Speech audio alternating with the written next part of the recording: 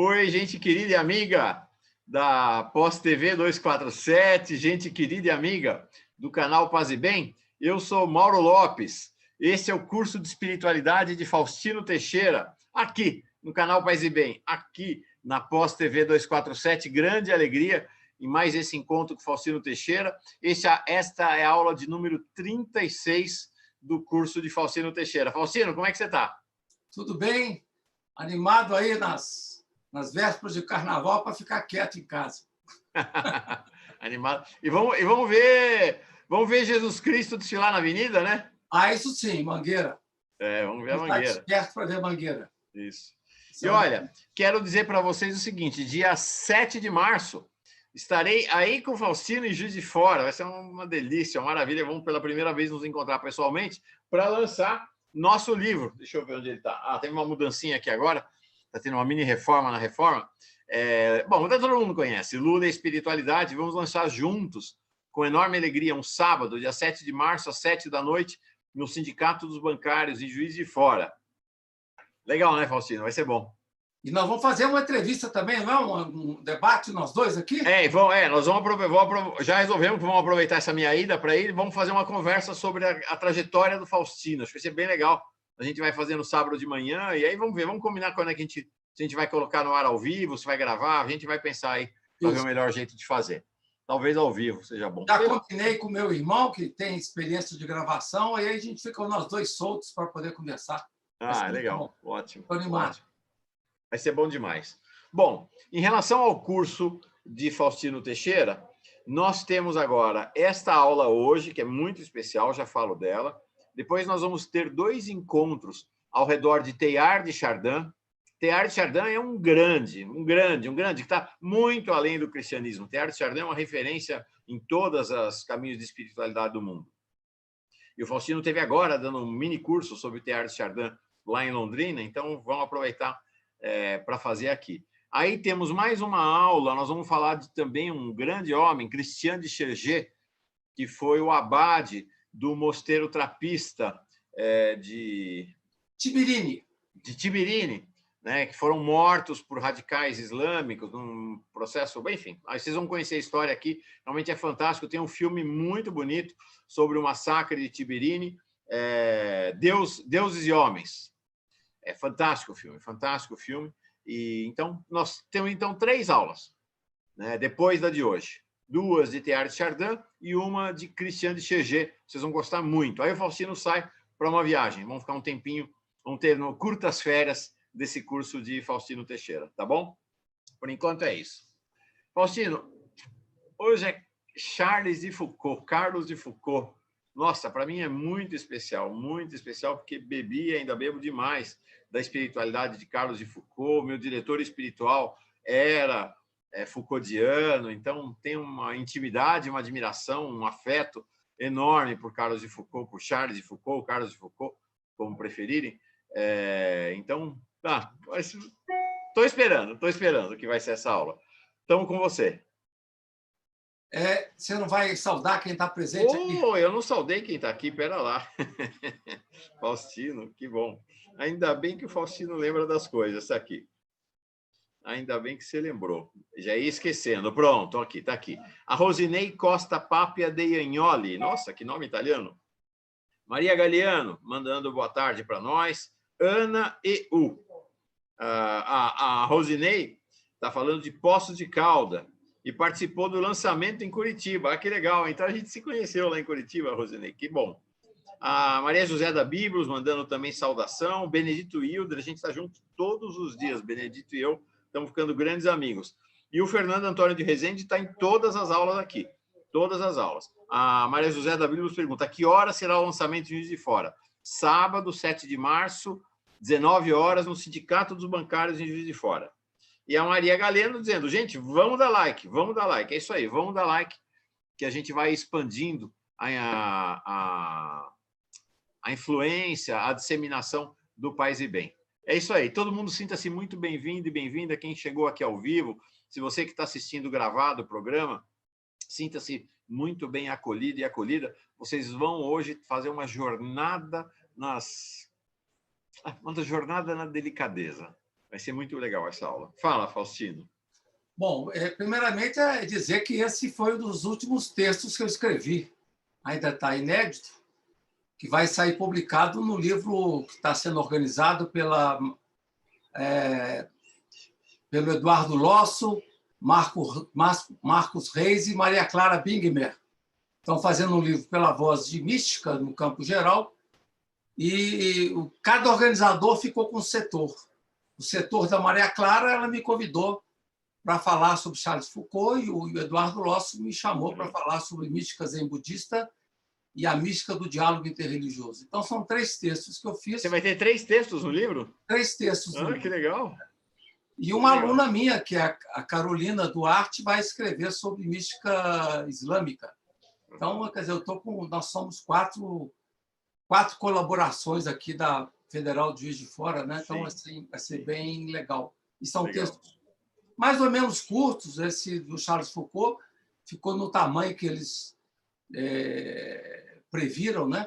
E os outros 2 ficaram um pouquinho maior, mas não teve problema para eles aceitarem, não. Então, é uma alegria poder falar de Charles de Foucault, que não é um autor que eu tenha estudado no passado. Eu estudei muito Louis Massignon, que foi um grande interlocutor, grande amigo do Charles de Foucault. Possivelmente a gente vai falar sobre ele mais à frente, né? Faz parte desse livro que eu organizei, que eu fiz, né? Eu fiz o primeiro Buscadores de Diálogo, depois Buscadores Cristãos no Diálogo com o Islã. Então, o Charles de Foucault, que não está aqui nesse livro, aqui está o Massignon, e certamente se eu tivesse feito antes ele estaria aqui nesse livro, né? Porque ele foi um pioneiro do diálogo com o Islã. Então, talvez um dos pioneiros mais interessantes, mais originais e mais particulares, no sentido de que ele nunca se apegou muito a nenhuma comunidade ou congregação, não. Sempre foi muito livre.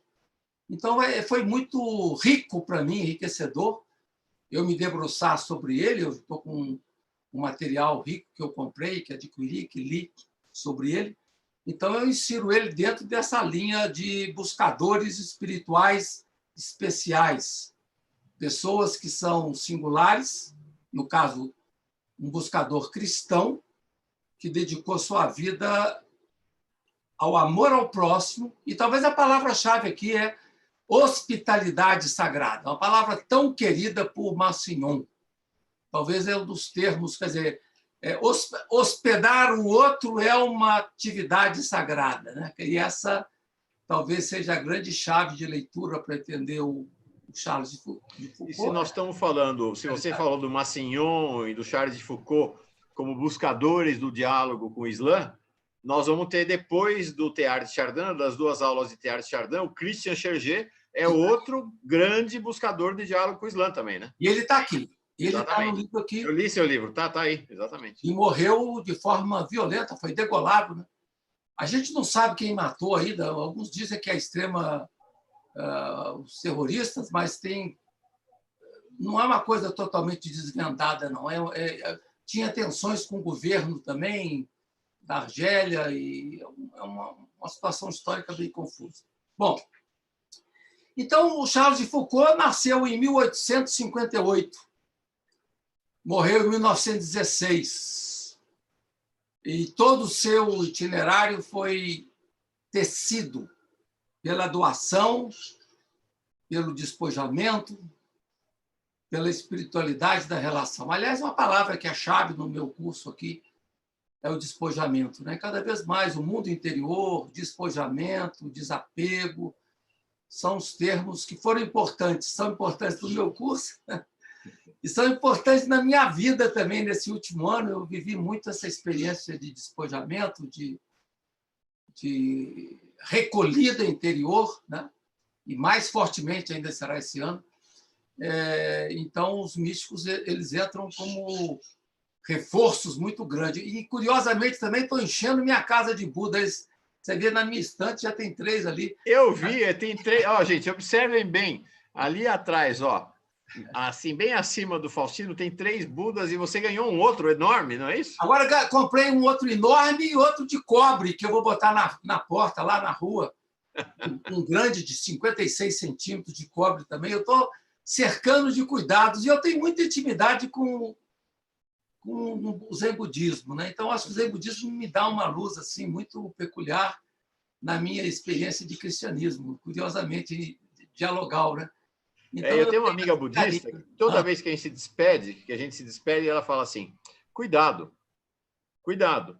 Eu falo, mas você é muito medrosa. Ela falou, não, você não entendeu, é a saudação budista. É como o vá com Deus que vocês usam, vai com Deus, Deus abençoe e tal. Cuidado, né? Cuidado, não no sentido de tomar cuidado contra outra não, cuidado. É a ideia do cuidado mesmo. Bom, então, e outra coisa que liga muito o Charles Foucault, que é muito bonita, é o deserto. Quer dizer, ele encontrou o segredo de si mesmo no deserto. Entre os últimos, né, os mais excluídos. Aliás, só uma nota de rodapé que eu gosto de fazer de vez em quando. Hoje saiu um pequeno texto do Dom Erwin Kreutler falando sobre a exortação pós-sinodal de Francisco, e ele fala que a exortação, bem na linha do que nós conversamos, Mauro, a exortação ela falou de 3 sonhos e meio. Uhum. Sonho eclesial não é um sonho inteiro, é de meio, porque a expectativa era que houvesse maior arrojo do Papa Francisco nessa questão do desapego para a abertura de abrir novos espaços para os leigos, para as mulheres na igreja da Amazônia, e isso ainda a igreja ficou devendo. Então, de certa maneira, uma certa tristeza no Dom Erwin nesse texto dele, e eu publiquei no meu Facebook várias passagens do texto dele falando sobre isso. Seria interessante disponibilizar para o pessoal do Paz e Bem. Bom, então o Charles de Foucault era um monge, mas um monge de feitio diverso, feitio novidadeiro. Um monge meio estranho, porque ele nunca se adaptou totalmente aos parâmetros normais. Escolheu um caminho radical de seguimento de Jesus, sem buscar sinais sociais mais sonoros. Ele nunca quis fazer muito barulho com o seu trabalho, não. Seu trabalho é delicado, cuidadoso, silencioso, é igual às irmãzinhas e os irmãozinhos de Foucault, que eu conheci tão bem aqui no Brasil, sobretudo em Volta Redonda, onde as irmãzinhas tiveram uma atuação muito bonita na época das comunidades eclesiais de base. Aliás, as irmãzinhas de Foucault estão muito ligadas às comunidades de base no Brasil e estão muito ligadas também ao trabalho com os índios Tapirapé, no Mato Grosso. A Dom Pedro Casaldáliga e elas, irmãzinhas francesas, que vieram para o Brasil e dedicaram toda a sua vida não a fazer pregação evangélica, mas a dar testemunho de vida e, sobretudo, ser uma presença ativa e viva junto às índias Tapirapés, que se negavam a reproduzir, e, com a ajuda das irmãs, elas reencontraram o significado da sua vida. Então, a beleza dos irmãozinhos de Foucault, da sua veste, que foi idealizada por Charles de Foucault, da maior simplicidade possível, nos mostra um caminho do que é seguimento de Jesus. Sim. Talvez essa Esse caso tem um livro famoso aqui sobre esse processo das cartas das irmãzinhas de Jesus, lá com os Tapirapés, é considerado o maior sucesso de evangelização verdadeira do mundo. Porque o que aconteceu? Quando elas chegaram lá, até por conta dessa decisão das mulheres da Tapirapés de não mais darem à luz, a tribo estava, e além disso, pelas doenças, a tribo estava morrendo. 20 anos depois da presença, né, marcante das irmãs com os Tapirapés, a tribo tinha triplicado, já não corria mais riscos de extinção, estava vibrante. E sabe quantas mulheres e homens indígenas Tapirapés tinham sido convertidos ao cristianismo? Nenhuma. As irmãzinhas diziam, não, nós é que nos convertemos em Tapirapés. Então, é o grande sucesso dessa evangelização delicada, né, que respeita o outro, né? Talvez essa é a grande chave do Charles de Foucault, né, e dos seus seguidores, né? Depois vai ter o René Voyomé e outros tantos seguidores que vão levar essa linha de um jeito de ser missionário não proselitista, né? Aliás, é a palavra que o Papa nunca gostou muito, proselitismo, mas que no 4º capítulo da exortação pós-sinodal ele deu uma certa escorregada nesse âmbito, colocando que a Amazônia anseia ser evangelizada. Nesse sentido, é um pouco complicado. Mas então o Charles Foucault não. Ele buscou um caminho missionário longe de qualquer proselitismo. E ele dizia: sou feito para o silêncio, não para a palavra.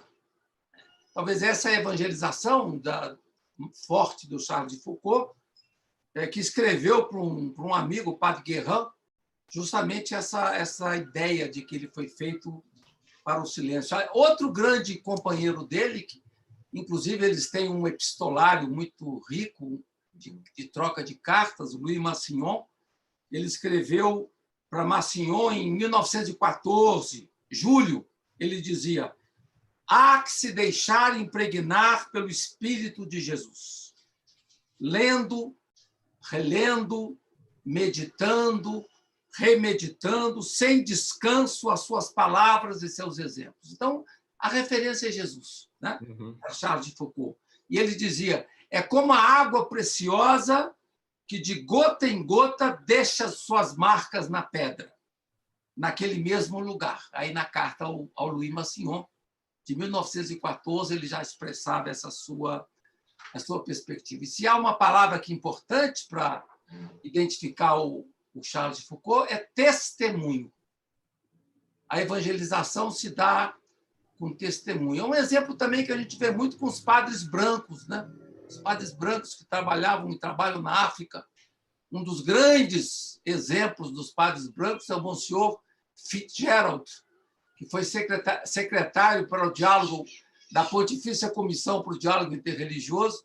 Ele também foi um padre branco. Os padres brancos, eles são os grandes formadores de missionários numa linha mais aberta de testemunho. E um testemunho que é silencioso, né?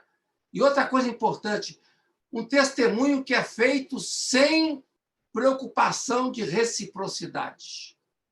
Esse vai marcar também o Christian de Chergé. Quer dizer, um testemunho silencioso, marcado pelo estar junto com outros, sem busca de reciprocidade. Aliás, o diálogo não envolve reciprocidade. Eu tenho falado isso aqui muitas vezes, né? Muito importante. A razão de ser do diálogo é o diálogo. A razão de ser do testemunho do Charles de Foucault é de buscar encontrar os mais desvalidos, os mais miseráveis, os mais pobres. Nesse sentido, também, o Papa Francisco é um portador dessa dinâmica evangelizadora de Charles de Foucault. Então, é um místico raro. Eu diria que o Charles Foucault é um místico raro que viveu sua experiência de forma ampla, de forma solidária, com o único intuito de servir a Deus, melhor servir a Deus, né? Acima de todas as coisas, na perspectiva bíblica do segmento de Jesus. Essa é o traço.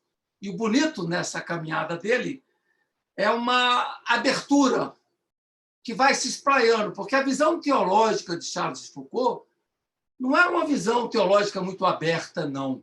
Ele foi se abrindo aos poucos, a partir da experiência com os outros, né? E ele vai falando que ele vai rompendo lentamente com o exclusivismo que marcava a geração católica do seu tempo. A época que ele viveu era uma época em que a Igreja Católica era muito fechada para o campo do diálogo. Então, ele é um dos pioneiros para o início da plataforma de abertura de um campo muito rico. A melhor biografia de Charles de Foucault foi escrita em 1921 por René Bazin, por conselho do Louis Massignon, que gostaria de ver uma biografia do Charles Foucault. E foi através dessa biografia que o Charles de Foucault ficou conhecido no mundo. Depois de uma longa pesquisa, esse autor iniciou o seu trabalho em 1917. E depois ela veio conhecida e publicada posteriormente, tendo um grande sucesso, como uma solicitação de Louis Massignon, e que suscitou muitas vocações. A partir dessa biografia do Charles de Foucault, muita gente ficou interessada. Por exemplo, o grande nome feminino é Madeleine Jesus. Eu tive a oportunidade de ir lá na casa dela, lá na Itália, onde ela está enterrada. Conheci as irmãzinhas agora numa recente viagem que eu fiz à Itália, e fiquei muito feliz de ver gente do mundo inteiro ali. A capela linda lá na Itália, agora não me lembro a região, onde as irmãzinhas de Foucault têm o seu centro de referência, né, em Roma, né, de missionário. Charles de Foucault nasce no mês de setembro, dia 15 de setembro de 58, na Alsácia, Estrasburgo, quando a região não tinha ainda se anexado à Alemanha. Vinha de uma família de aristocratas, mas perdeu seus pais muito cedo, quando tinha 6 anos de idade, por ocasião da Guerra Franco-Prussiana. Então, e aí ele tem que deixar a sua terra, vai se exilar na Suíça, aos cuidados do seu avô, que deixa depois para ele uma grande herança. Ele se estabelece em Nancy, onde frequenta a escola entre 1871 e 1874, depois se fixa em Paris, onde segue seus estudos na escola Saint-Geneviève, sob o cuidado dos jesuítas. Depois ele vai para a escola da cavalaria, até 1879. Em 1880, ele parte para a sua primeira expedição na Argélia, onde participa de operações militares. Depois, como figura original que ele rompe com o exército, abandona o exército, entre 83 e 84, e parte para uma arriscada exploração no Marrocos. Ainda bem, na época, bem desconhecido dos europeus. E ali no Marrocos, ele descobre o mundo muçulmano. Então, é um pioneiro. Os primeiros cristãos que vai tomar contato com o mundo islâmico, com o mundo muçulmano, e, nesse sentido, ele se torna um pioneiro para o diálogo interreligioso ou diálogo islamo-cristão. Pode falar, Mauro. Não, é impressionante essa ousadia, porque tem gente que trilha caminho fechado, caminho que nunca foi aberto por ninguém. Porque uma coisa é você caminhar, mesmo que seja uma trilha pequenininha, por caminhos em que alguém já foi na sua frente fazendo, né? Então, você tem testemunho, você tem história, você tem memória, você tem referências. O Charles de Foucault, não, né, Faustino? Não tinha nada. Ele foi... era um doido, maravilhosamente doido. Ele se encontra com os muçulmanos, e aquilo ali vai provocar um tumulto interior, uma subversão no seu mundo interior. O outro, aliás, subverte, né? Sempre eu gosto de dizer que o mundo da alteridade não é só o mundo da maravilha, mas é o mundo da agonia. Acho que ele viveu a experiência da agonia diante do outro, né? do estranhamento, do maravilhamento também. E esse encontro que vai provocar esse tumulto interior vai marcar definitivamente a sua vocação. O Charles Foucault nunca mais será o mesmo depois de seu encontro com o Islã. Ele retorna a Paris, mas bem modificado, iluminado por uma graça interior que o leva a iniciar o caminho da sua conversão. Dava-se início à sua busca de Deus, marcada pela interrogação. É muito bonita a interrogação que ele faz, né? Ele pergunta: ó, meu Deus, se existes, faça que te conheça. Essa é a interrogação de Charles de Foucault. Ó, meu Deus, se existes, faça que te conheça. Mesmo tendo sido educado na tradição cristã, ele tinha perdido sua fé aos 15, 16 anos, vinha tomado por muitas dúvidas com respeito ao catolicismo, à fé católica, aos dogmas que colidiam com a sua visão de mundo, com a sua razão. Então, o processo de conversão dele foi lento. E não veio pelo caminho tradicional, mas pelo apreço das virtudes. Então, é bacana isso, que ele se converte não por causa da religião, mas por causa do testemunho da religião, das virtudes, né? Que reconhecia no cristianismo, e, em particular, a percepção, a rica percepção da experiência do amor. Ele vai ser tocado pela experiência do amor, do serviço, do cuidado com os outros. Ou seja, o amor é caminho de acesso à experiência de Deus. Falávamos aqui já, citando Santa Teresa de Ávila, das suas moradas, né? Quando ela fala que o melhor atalho para a experiência mística é o amor ao outro, né? Então, eu acho que esse atalho que faz com que o místico não seja alguém perdido no recolhimento, simplesmente, mas alguém que se desdobra e irradia a sua experiência no cuidado e no contato com os outros. E ele viu isso no Evangelho. Ele viu o Evangelho como sendo uma luz no seu caminho amoroso. Um ingrediente essencial para acolher o outro é o caminho evangélico, né? Sobretudo, os 2 mandamentos, amar a Deus e amar aos outros. O momento preciso de conversão de Charles de Foucault ocorreu em 1886. 1886. Quando ele se confessou, recebeu a comunhão por parte do padre Houvelin, ao qual estará ligado por muitos anos como seu mestre espiritual. Esse padre, que era vigário em Santo Agostinho, em Paris, foi diretor de Charles de Foucault entre os anos de 1886 e 1910, ou seja, um bom período da vida de Charles de Foucault. Foi o sacerdote que o acolheu com afeição, que conseguiu responder com plausibilidade às questões existenciais colocadas por ele e as questões religiosas também. Então, foram muitas as presenças na vida de Charles de Foucault, que, como eu disse antes, ele vai ter um rico epistolário. As cartas de Charles de Foucault são muitas, né? São muitas cartas. E que ele escreveu tanto para o padre Houvelin, como para Massignon e padre Guérin e outros, né? No campo espiritual, talvez a gente pode dizer quais presenças que marcaram o itinerário espiritual dele. Teresa de Ávila, João da Cruz e João Crisóstomo, os 3 grandes nomes de referência de influência, né?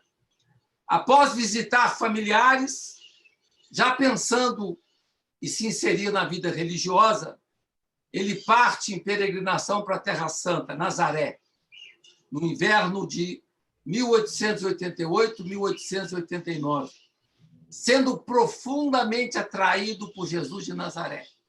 Esse mistério de desvelamento quenótico do Deus que desce ao mundo dos excluídos e dos deserdados. Em seguida, busca encontrar o melhor caminho para viver a sua caminhada espiritual. Pensa na Trapa. A primeira coisa que ele pensa é na Trapa, como um lugar importante para ele viver essa experiência de amor a Deus. Passa 7 anos entre os trapistas, em tempos de maior estabilidade da sua vida. Os primeiros 6 meses, em Notre-Dame-des-Neiges, em Ardèche, na comuna de Saint-Laurent, na França, entre janeiro e junho de 1890, quando tinha 32 anos, bem novo. Ali recebe o hábito de noviço e ganha o nome de Frère Marie Aubert, Em seguida, vai para outra comunidade trapista na Síria, Akbes, entre 1890 e 1896, com um breve intervalo para o priorado e profissão religiosa que faz na comunidade trapista de Notre-Dame du Sacré-Cœur, na Síria. Sua profissão religiosa vai acontecer em fevereiro de 1892. Nessa etapa final, faz o discernimento que a Trapa não seria o lugar ideal para ele. A Trapa não seria o lugar ideal. Sobretudo depois que ele faz a experiência de sua estadia em Nazaré. Seu caminho deveria ser outro. Em correspondência com seu guia espiritual, o Padre Uvelan, ele vai manifestar o desejo de montar uma congregação de monges simples, com vida comunitária de seguimento radical de Jesus. Aliás, isso me faz lembrar Thomas Merton e Ernesto Cardenal, essa vontade de uma comunidade simples, né? Então, ele manifesta para o seu guia espiritual a vontade de montar uma congregação.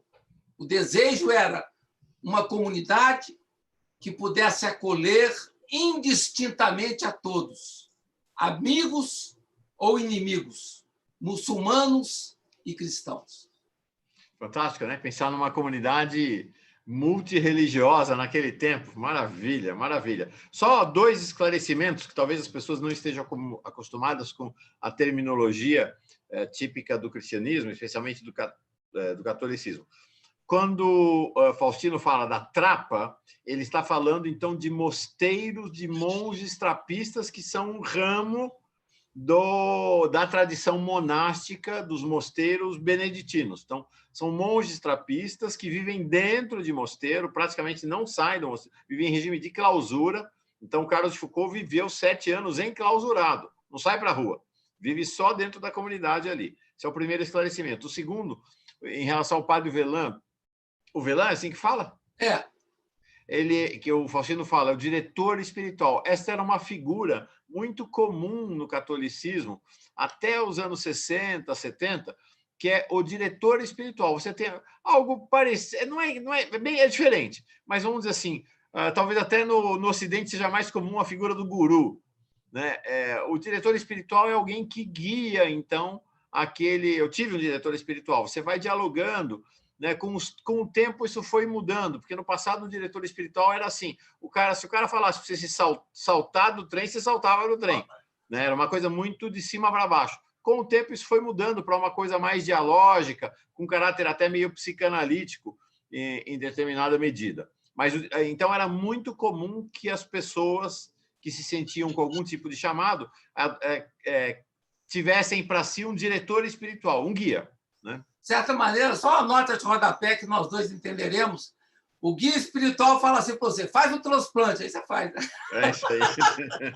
Bom, então o guia, o Charles de Foucault, ele vai passar um tempo na Trapa argelina de Stawelli e dali vai ser enviado para Roma, e lá em Roma ele pede a dispensa dos votos e acaba adiando por um tempo para seus estudos teológicos. Faz votos perpétuos de castidade e pobreza em fevereiro de 1897, junto ao seu confessor, o padre trapista Roberto Lecan, recusando, a partir de então, qualquer apego à propriedade e pobreza, por 4 anos, de março de 97 a julho de 1900. Nessa ocasião, muito curioso isso, não sei se você sabia, Mauro, ele vai trabalhar como jardineiro. Jardineiro em Nazaré, das Irmãs Clarissas, sendo então reconhecido a partir como Frère Charles de Jesus. Charles de Jesus, que é outro nome que ele é conhecido. Numa de suas cartas, dirigida a Raymond de Blic, de 1897, ele assinala que vivia numa casinha solitária, no terreno pertencente às Irmãs Clarissas, um eremitério delicioso, perfeitamente solitário, com grande liberdade. Aí a similaridade entre Charles de Foucault e Thomas Merton, que adoravam ser eremitas, né? Ele, então, consegue ali viver essa experiência, mas foi um momento difícil da vida dele. Sim. E foi um chamado, é interessante isso, porque o Carlos de Foucault, uma figura esse Carlos de Foucault. Ele vai para Nazaré porque ele quer viver como o Cristo operário. É isso. Né? Ele quer viver em Nazaré como o Cristo operário viveu. Né? Essa é o chamado a que ele se sente convocado. Então, quando ele vai ser jardineiro, ele quer fazer o trabalho manual. Né? E é muito curioso como ele vai descendo, né? Ele começa lá, né? Começa como militar, vai descendo, vai se despojando. E está aqui como jardineiro num convento das Irmãs Clarissas, e vou dizer para vocês, não acabou ainda, ele vai continuar descendo. Vai continuar descendo. Foi um período difícil para ele, mas determinante no seu delineamento. Por quê? Foi um período onde ele teve muitas tentações. Aliás, essa questão do demônio, Mauro, a gente tem que tratar com jeito. A gente viu isso no Grande Sertão Veredas, a gente vai ver isso quando for trabalhar Teresa de Ávila. As tentações estão sempre presentes na caminhada dos místicos de todos nós. Por isso que a gente tem que cercar de cuidados, sobretudo a oração. Né? E esse período aí de Charles de Foucault foi marcado por muitas tentações, com muitas dificuldades. E ele vai assinalar esse momento preciso da sua vida com essas dificuldades espirituais. Ou seja, é para um pouco tirar essa imagem de que o místico não tem problemas. Né? Quer dizer, o místico ele vive a singularidade de toda pessoa que está no tempo, com todas as dificuldades que o tempo envolve, né? E as tentações que envolvem alguém que quer buscar uma vida de santidade. Então, acho que isso é muito importante sublinhar. Bom, por conselho da abadesa das Clarissas, de Jerusalém, ele decide se preparar para a ordenação e vai ser ordenado em 1901, na França. Ali consegue autorização para ser padre livre da diocese de Viviers, no Saara, e vai para Beni Abbé, de novo aí descendo, Beni Abbé, ao sul de Oran, entre o Marrocos e a Argélia. Ali permanece entre os anos 1901 e 1905. Seu desejo era continuar no Saara, a vida escondida de Jesus de Nazaré. Olha que bonito. Vida escondida de Jesus de Nazaré. Não com o intuito de pregar, nenhum momento o intuito de pregar, mas viver na solidão, humildade e pobreza, servindo aos outros, no exercício da oração conjugada com a prática da caridade. Em Beni Abbé, celebra sua primeira missa e faz contato com o padre Branco Guerrin, que o aceita para trabalhar em seu território eclesiástico. Sua intenção viva era de formar uma comunidade pobre e chega a comprar um terreno para formar a Fraternidade de Jesus, onde constrói uma pequena capela, um eremitério, inspirando-se nos Zawiya muçulmanos. Tem muito de inspiração muçulmana na prática do Charles de Foucault. Como hábito, e daí que a gente conhece nos retratos de Charles de Foucault, né?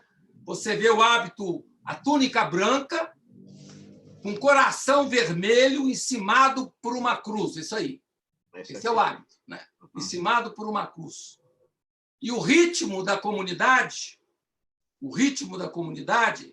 era pontuado pelo trabalho manual, a oração e a adoração ao Santíssimo Sacramento. Daí o coração na túnica, né? Quer dizer, o Santíssimo Sacramento, sim, que vai ser essa túnica simples do Charles de Foucault. Está na capa do programa de hoje.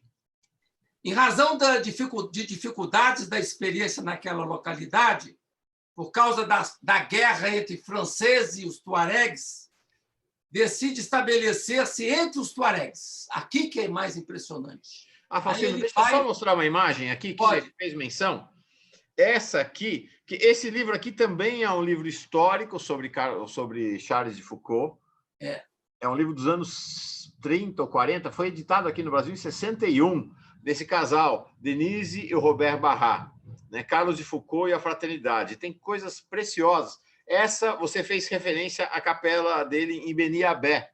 Está aqui, ó. Essa aqui é a capela dele em Beniabé. Olha que interessante. Capelinha simples, bonita, né? Aqui, aproximando aqui um pouco. Essa aqui é a capelinha em Beniabé. Fala, desculpa. Então, ele vai para os tuaregs, morar entre os tuaregs, no deserto, com autorização de seus mentores especiais, o padre Guérin e o Velan. Charles de Foucault vinha movido pelo singular anseio de hospitalidade, para ele entendida como um dom evangélico singular. E, juntamente, a atração pelo Islã, com sua simplicidade, pontuando o seu itinerário espiritual nas terras do Saara. O desafio era penetrar naquele mundo misterioso dos tuaregs do deserto. Isso vai marcar sua vocação e vai marcar o seu gesto de despojamento e de hospitalidade que ele nunca vai considerar suficiente. O alvo era um despojamento radical, mais radical possível, para aproximar-se do exemplo de Jesus de Nazaré.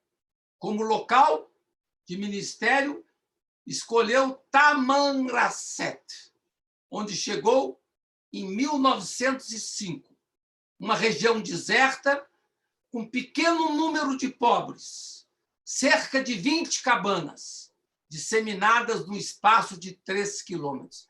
Aqui eu quero fazer uma nota de rodapé.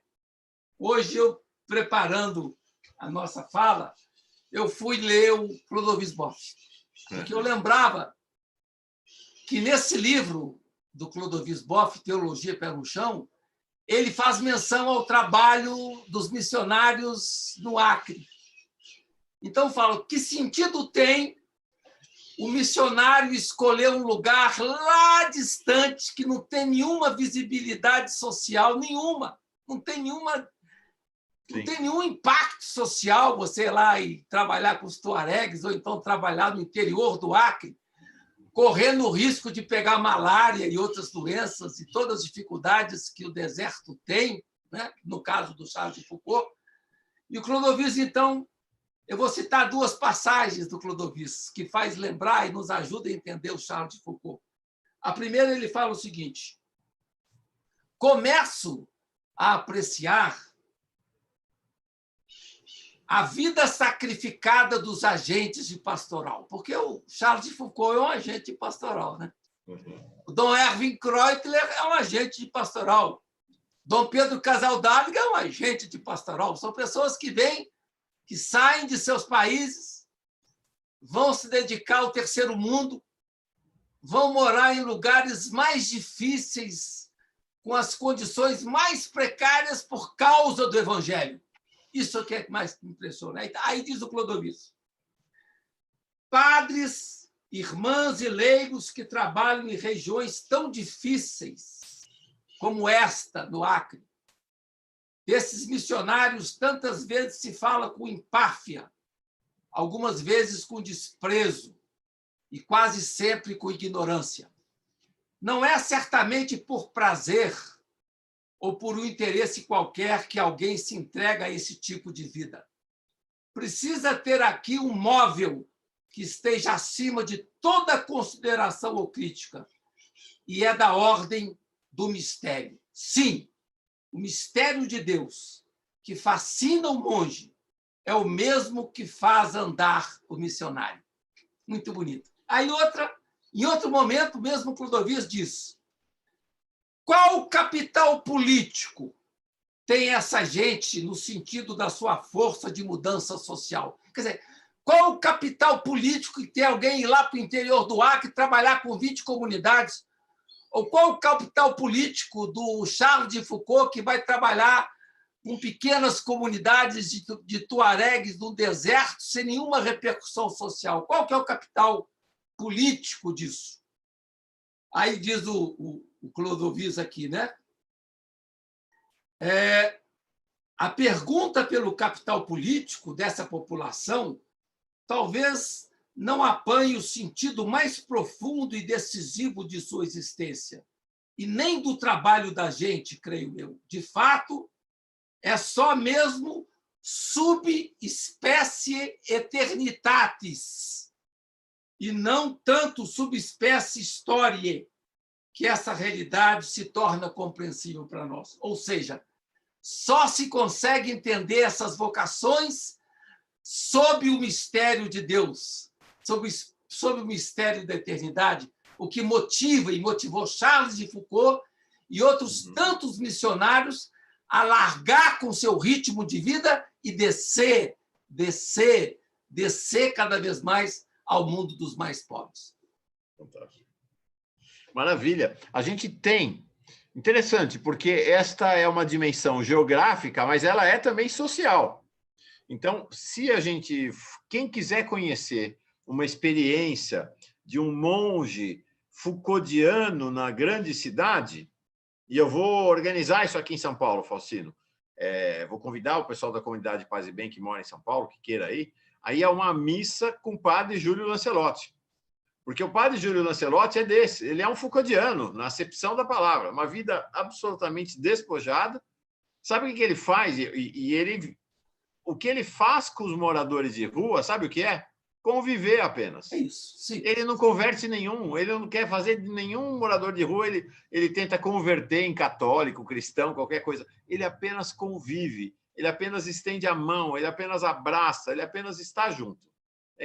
O padre Júlio Lancelotti é um grande exemplo. Quem quer conhecer o que é esta concepção Foucauldiana tem que olhar para o padre Júlio, na grande cidade, deve olhar para o padre Júlio Lancelotti. Eu acho que esse exemplo do padre Júlio Lancelotti e de outros que tem pelo Brasil agora, claro. Tem que ser realmente divulgados do Paz e Bem, porque são testemunhos que poucas pessoas conseguem fazer na vida. Sim, ele já esteve aqui uma vez, agora que eu mudei para São Paulo, quero fazer muitos programas com o Júlio, muitos. Bom, então, ali entre os tuaregs, isolado no deserto, ele encontrou as primeiras pistas de superação do seu exclusivismo religioso e o reconhecimento essencial do simples valor da presença entre os outros.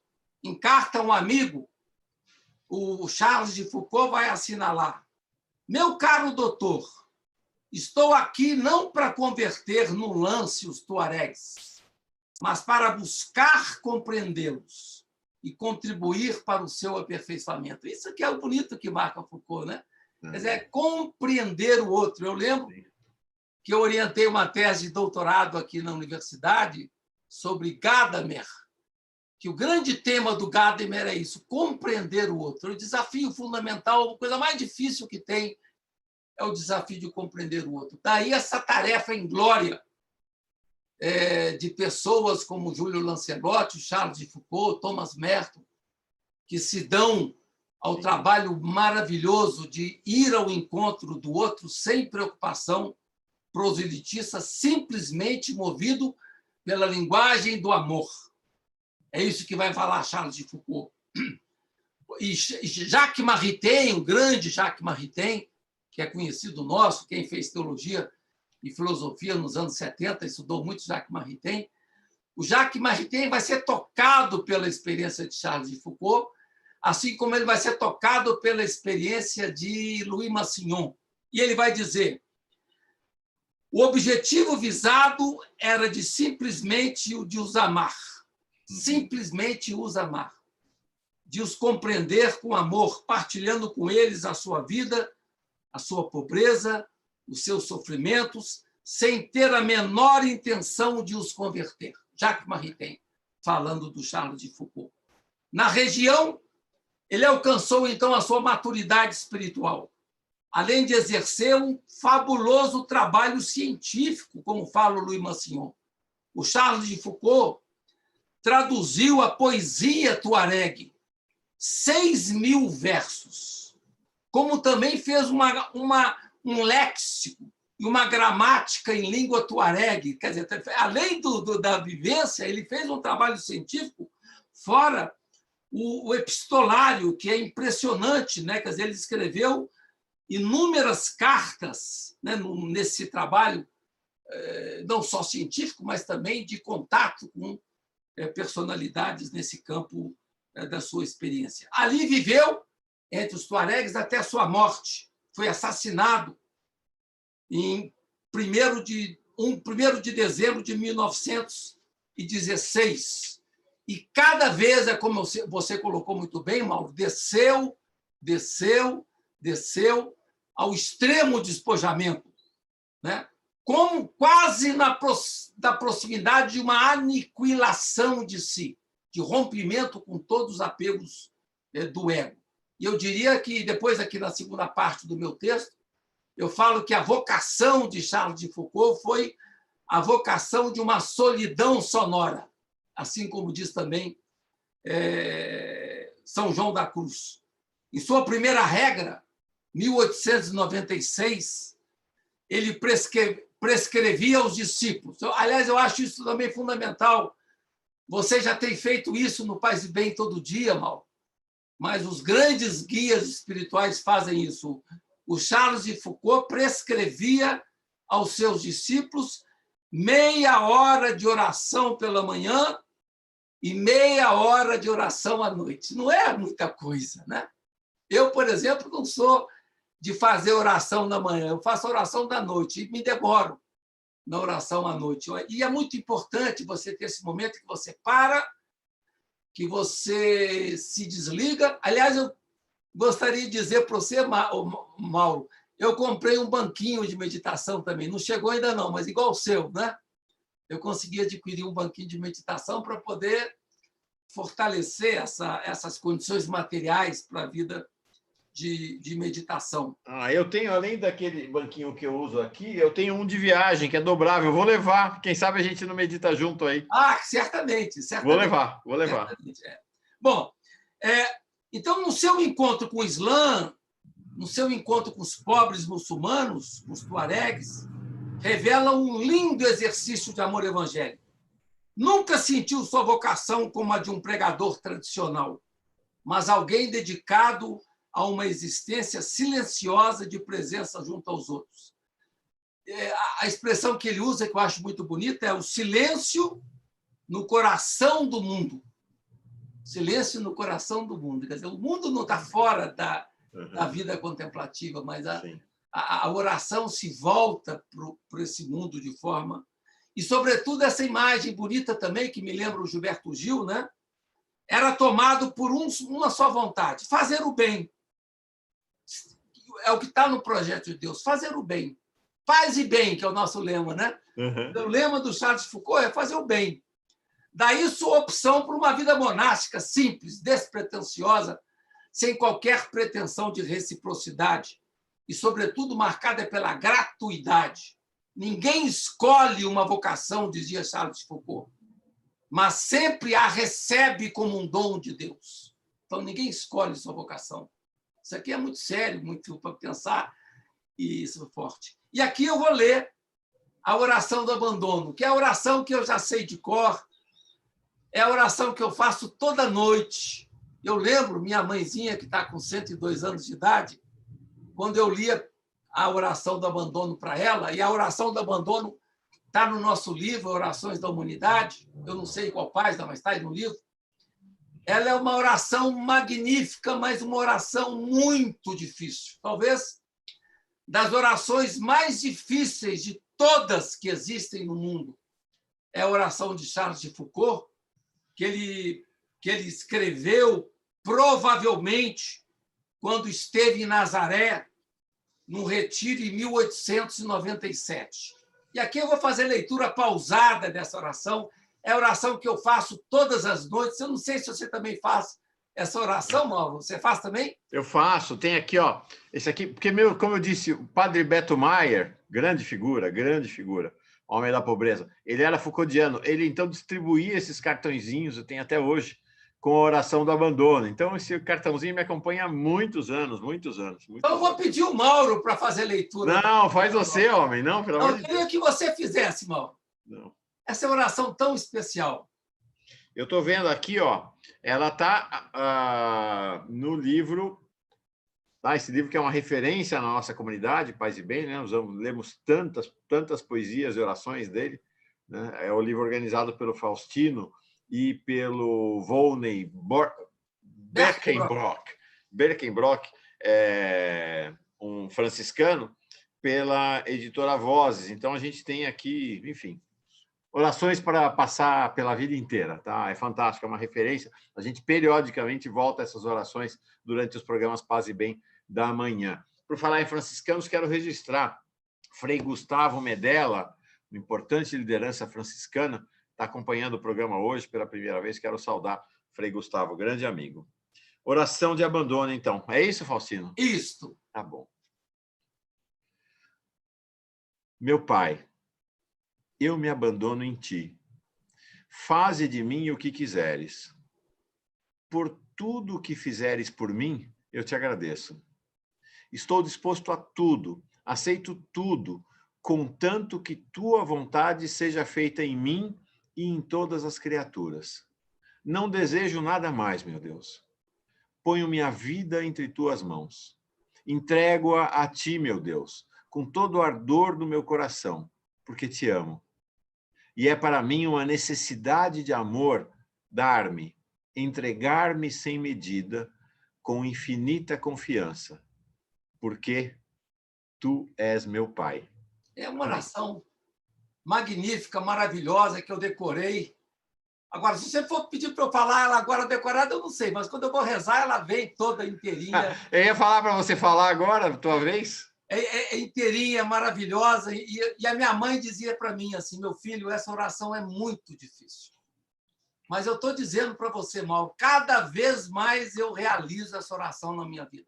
Que bom. Você dizer, por exemplo, São 17 horas. eu deponho minha alma em vossas mãos. É aquilo que fala Marguerite Porete, né? Deixa tudo aos cuidados de Deus.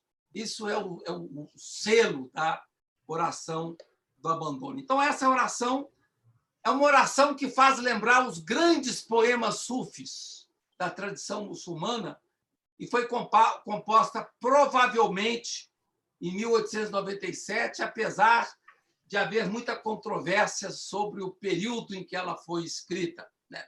E ela é baseada na passagem do Evangelho de Lucas, 23:46. Pai, em tuas mãos entrego o meu espírito. É baseada nessa passagem do Evangelho de Lucas, né? Então, isso não é fácil, você se abandonar nas mãos do Pai. Eu acho que isso é uma tarefa que está muito avançado na mística, né? E que vive essa mística com profunda gratuidade. O Rumi, místico muçulmano, ele falava uma frase que me marca muito, ele fala assim, não sou eu que atiro quando atiro, né? Quer dizer, então, no fundo, você está sempre movido por esse carinho e por esse cuidado de Deus. E aqui tem uma raiz islâmica nessa oração, que é a raiz árabe Rahma, com a sua raiz trilítera RHM, que indica o mistério da compaixão e da misericórdia que habita cada ser humano e toda a criação. E na base desse exercício de amor, vivido intensamente por Foucault, a percepção da vida interior. Aí, de novo, a vida interior, né? A vida interior é a fonte de todas as virtudes, diz Foucault. O ponto de arranque para a delicadeza fraterna é a vida interior. Então, o cuidado com o mundo interior é o cuidado com a delicadeza fraterna no exercício do amor solidário. Então, tudo nasce desse sacrário interior, ou desse braseiro, como fala Santa Teresa nas Moradas, ou dessa centelha divina, como fala o mestre Eckhart, tão bem descritos por os místicos.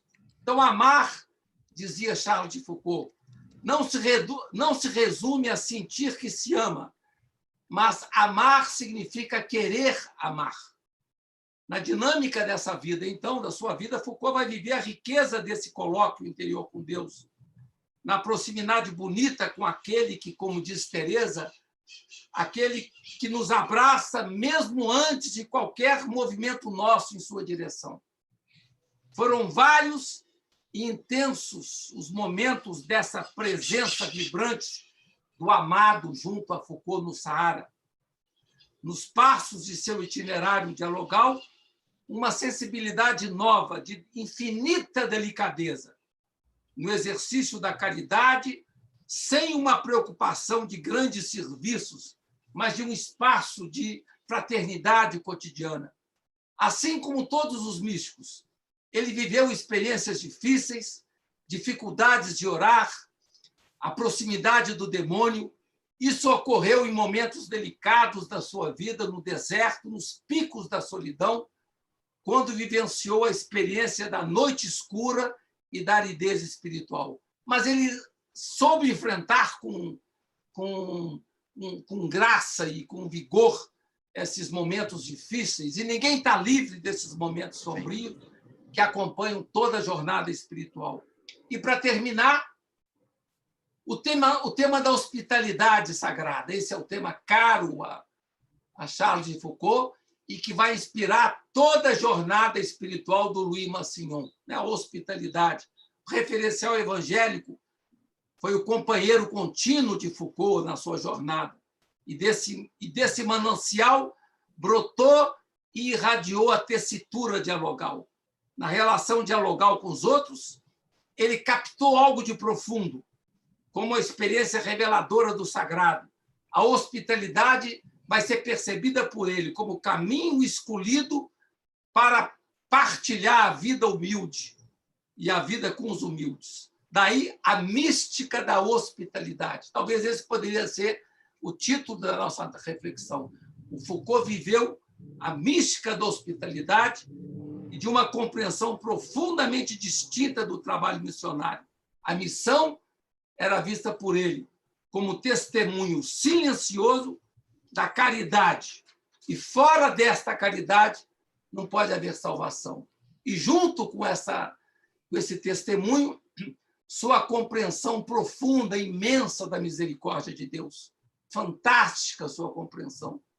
Não priorizava os sinais eclesiais visíveis, obscurecidos pela ostentação, mas os traços invisíveis que adornam a experiência do amor verdadeiro pão espiritual da hospitalidade. Então, nunca ele foi tentado pela visibilidade exterior, mas tentou vivenciar o elemento mais profundo do testemunho em perspectiva de grande simplicidade. E ele conclui a reflexão dele de forma tão bonita, dizendo, assim como o Papa Francisco, que Deus vai acolher a todos no paraíso. É quase como uma apocatástase, né? Essa percepção bonita da acolhida misteriosa de Deus no céu, de todos aqueles de alma nobre, né? Que se colocam no caminho de busca solidária, que fizeram da sua vida o exercício da bondade, da honradez e da honestidade. Reconhecia não ser necessário falar do Senhor, mas criar laços de confiança e de fraternidade. Eu acho que esse é o grande testemunho que Foucault deixa para nós e para a nossa caminhada e para o nosso itinerário espiritual. Maravilha, Faustino, maravilha. Deixa eu dizer, essa oração do abandono do Charles de Foucault está aqui, ela é a oração 29, na página 34, no livro organizado pelo Faustino e pelo o Volney Berkenbrock, sempre acho dificuldade no nome dele. Então está aqui. Mas é o seguinte, basta digitar, gente. Vai lá no Google, digita oração do abandono. Imediatamente vai aparecer, está super disponível para quem quiser. Aí você imprime, anota, copia e transforma ela numa boa companhia. Eu tive uma época, eu estou querendo voltar a fazer isso, mas está lá na minha mochila, está lá atrás, que eu andava com uma caixinha com várias orações para ir distribuindo, sabe? Acho que eu classificava, assim, foi inspiração em Madre Teresa de Calcutá. Ela fazia isso, mas ela não classificava, né? Eu classifiquei. Então, tem essa aqui, ó, o Salmo 69, é um mantra importante para a vida monástica, né? Abba, vinde meu auxílio, Senhor, socorrei-me sem demora. E eu tenho a oração do abandono, e também imprimi e classifiquei, ia distribuindo para as pessoas. Então, realmente, são orações que vão acompanhando a gente ao longo da vida, né? E essa ideia de Pai, em tuas mães entrego o meu destino, que está em Lucas, está no Salmo 60 também, ela é cantada cotidianamente. Os monges e monjas, quando vão dormir, cantam essa antífona, esse refrãozinho antes de dormir. Eu lembro que lá no Mosteiro Trapista, de Campo do Tenente, no Paraná, tinha um momento, né, na oração que tinha exatamente essa antífona, era bem bonito, Faustino, que era assim, em tuas mãos, Senhor, entrego o meu destino. Bonito, né? Bonito, então, bonito. E aí era hora de dormir. Aí era hora de dormir. Como eu falo aqui nos nossos programas, né?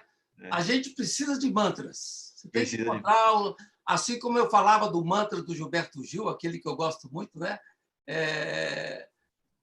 O coração dizendo bata cada bufetão do sofrimento. Esse é um mantra. Tem um mantra do Foucault, tem um mantra do Merton. Eu acho que vocês vão perceber que essa é uma oração realmente muito difícil.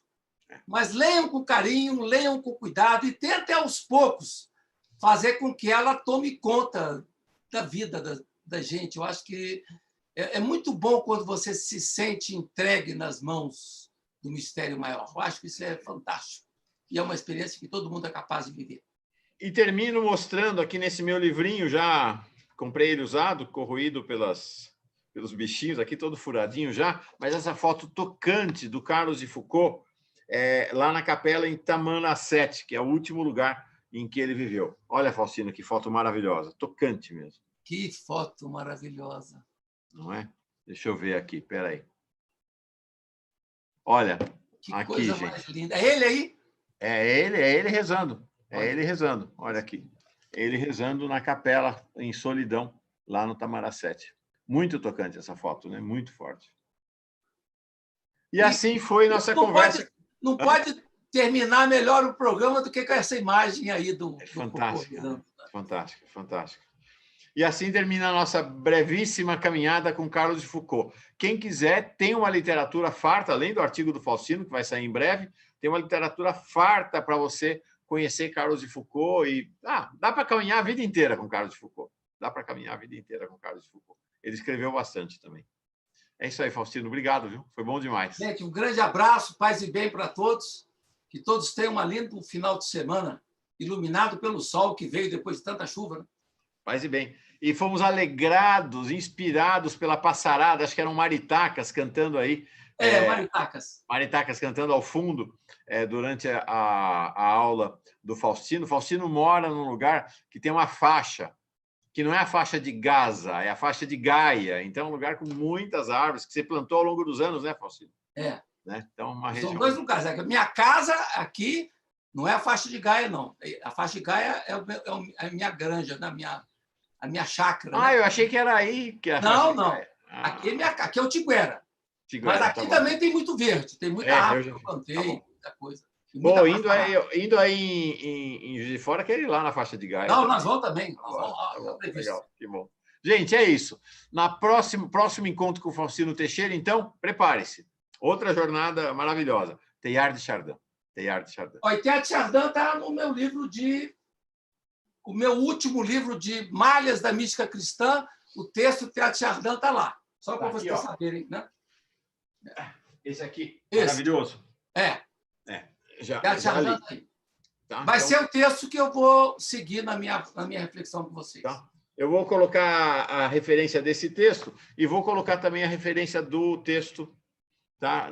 do livro de orações do Faustino. Tá, Quem sabe nós não seremos brindados de uma oração de sábado com a leitura da Sumaia, da oração do abandono.